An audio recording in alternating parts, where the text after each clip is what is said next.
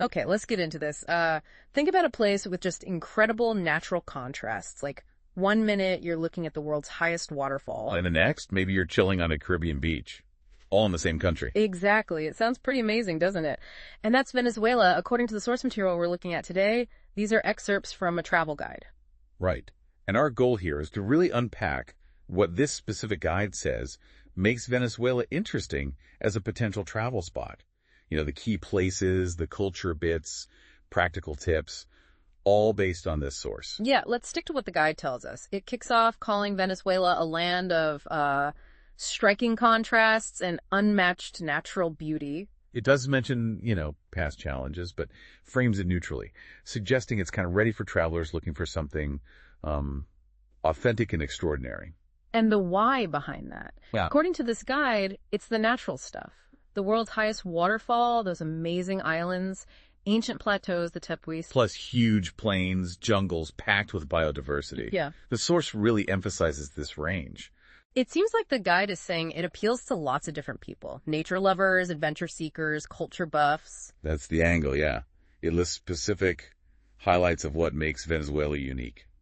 Angel Falls is top, naturally. Los Roques Archipelago, those islands.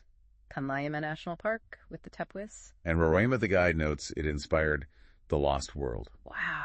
Okay, what else? Mérida, up in the Andes, known for its cable car. The Amazon rainforest makes the list. The Orinoco Delta, too. And Lake Maracaibo, the source mentions the Catatumbo lightning there. Sounds pretty wild. Yeah, it calls it famous. So that's the overview of the appeal, according to the guide. Should we take a closer look at the destinations it describes? Let's do it. Where does it start? Well, naturally, with Angel Falls Salto Angel. It's in Canaima National Park. Right. And the height. The guide gives a number. It does. 3,212 feet, or 979 meters. And it stresses that it's the tallest uninterrupted waterfall. Uninterrupted. Okay, and getting there. The guide describes it as a surreal experience, usually reached by a river trip or maybe a flight from the town of Canaima. Surreal. Yeah, I can see that. Then completely different, the guide talks about Los Roques National Park. Oh, yeah. This sounds like your classic tropical paradise, based on the description. Stunning beaches, coral reefs, super clear water. Perfect for what? Snorkeling, kite surfing? All of that, yeah. Or just relaxing. And get this, the source says it's made up of over 300 islands. 300? That's a lot of islands. Paradise indeed. Okay, where next? Inland again? Back inland and up high. Roraima. The guide calls it a mystical flat-top mountain, a tepui, right where Venezuela meets Brazil and Guyana. The Lost World one. That's the one. The guide repeats that connection and calls hiking it a bucket list adventure. Apparently, unique plants, animals, incredible views. Mystical, bucket list, strong words from the guide. Then it shifts to Mérida in the Andes. Yep. Describes Mérida City as charming, colonial architecture, vibrant culture, all nestled in the mountains. And it's near that famous cable car the source mentioned earlier. Exactly, the Teleférico de Mérida. The guide claims it's the highest and longest in the world. Wow. And what do people do there, according to the source, besides the cable car? Well, it highlights things like paragliding, canyoning, hiking. So it's positioned as a culture spot and an adventure hub. Makes sense. And it loops back to Canaima National Park. Right. Just to remind us, it's a UNESCO World Heritage Site. It emphasizes that beyond Angel Falls, the park itself has these amazing landscapes, tepuis, other waterfalls, rivers, jungle. Great for adventure, ecotourism. That's the focus. So Canaima is not just a one-trick pony with the falls. Good to know based on this guide. What else? Morrocoy National Park. Yeah, that one's on the Caribbean coast. The guide describes it as a mix of white sand beaches, coral reefs, and mangroves. Sounds ideal for boating, snorkeling. Mangroves, too. Interesting. It really shows the variety the guide is trying to convey, doesn't it? From mountains to coast. Absolutely. And then there's the Orinoco Delta, another totally unique ecosystem highlighted by the source. What's special about the Delta, according to the guide? It mentions the indigenous Waro communities living there, lots of exotic wildlife, these beautiful waterways. A chance, it says, to see untouched nature and local traditions. Untouched nature, local traditions. Adds another dimension. Okay, one more place the guide mentions. Ciudad Bolívar, presented as a colonial city right on the Orinoco River. Rich in history, apparently. And it's a starting point for trips. Where? Deeper into Canaima, towards Angel Falls. The guide specifically mentioned its colorful houses, and riverfront charm. Okay, so quite a tour of destinations there. Natural wonders, adventure spots, historical cities. What about the culture? Does the guide touch on that? It does, yeah. It sums it up as a vibrant mix, indigenous, African, and Spanish influences. Any specific examples? Festivals. It mentions Carnival and Fiesta de la Chinita, celebrated with music, dance, traditional costumes. That's how the source describes them. Nice. And food. You mentioned food earlier. What does the guide highlight? Okay, yeah, food. Arepas are number one. Describes them as cornmeal cakes, stuffed with different fillings, meats, cheese, avocado. Sounds delicious. What else? Jabalón criollo. The guide paints this as maybe the national dish. Shredded beef, black beans, rice, fried plantains. The classic combo. Then there are halakas, traditional Christmas tamales, according to the source, and cachapas, sweet corn pancakes, usually with cheese. Arepas, pabellones, halakas, cachapas. Okay, the guide definitely makes the food sound appealing. So before anyone gets too carried away planning, what about practical stuff, travel tips? Right, essential info. The source suggests the best time to visit is December to April.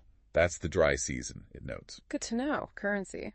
It says the official currency is the Venezuelan bolivar, and this seems like a key practical point from the source, U.S. dollars are commonly used in tourist areas. Okay, useful. Language. Spanish is the official language, the guide confirms. And importantly, safety tips. What does it advise there? It suggests traveling with a guide in remote areas, avoiding travel at night, and staying updated on local advisories. Just standard precautions, really, highlighted by the source. Sensible advice. Anything about staying connected? Phones, internet? Yeah, it does mention that connectivity can be limited in some regions. Something to bear in mind. Okay. Now, you mentioned the source talks about how to plan a trip using a specific website. It does, yeah. A fair bit of the text discusses using FlightNHotels.com. The guide kind of frames it as the way to make planning less complicated. How so? What benefits does the source list for using it? Well, according to the source, it lets you compare flights from different airlines, find hotel deals, rent cars, pretty much anywhere. Anywhere. That's the claim. And it mentions getting exclusive discounts on packages. Easy, secure online booking, worldwide access. That's the pitch in the guide. So the source presents it as a one-stop shop for booking flights into Caracas, maybe a beach resort in Los Roques, a car for the Andes. Exactly. Yeah. All in one place, aiming for the best prices, as the source puts it. It also talks about filtering options by budget, preferences, location, even eco-friendly stays. Eco-friendly options, interesting.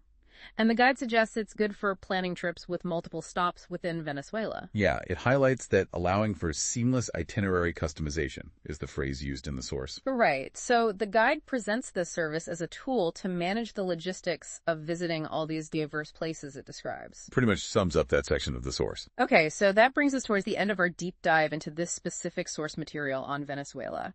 How does the guide wrap things up? Well, it concludes by calling Venezuela one of South America's underappreciated travel gems. Underappreciated. Yeah.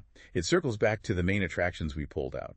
The natural diversity, incredible scenery, the culture, the warmth of the people. Again, this is all from the guide's perspective. Does it mention the current situation at all in the conclusion? Just briefly. Yeah. It makes the point that the country is gradually opening its doors to international travelers again. Oh, okay. And the final message from the source? It's basically an invitation. If you're dreaming of, waterfalls taller than skyscrapers, beaches untouched by crowds, or adventures in ancient landscapes, then the source suggests you should consider Venezuela. So the picture painted by this guide is one of a country with huge travel potential, becoming more accessible again. That's the takeaway from this particular source, definitely. So as you listen to this, thinking about a place like Venezuela described in this source with both its incredible beauty and mention of recent challenges, how does that complex picture affect how you might think about planning or experiencing a trip there? Yeah, and how does really grasping the huge range of landscapes this guy talks about, from the highest waterfall to these ancient flat-topped mountains down to Caribbean islands, how does that shape the way you actually imagine traveling through a place like that? What would it feel like?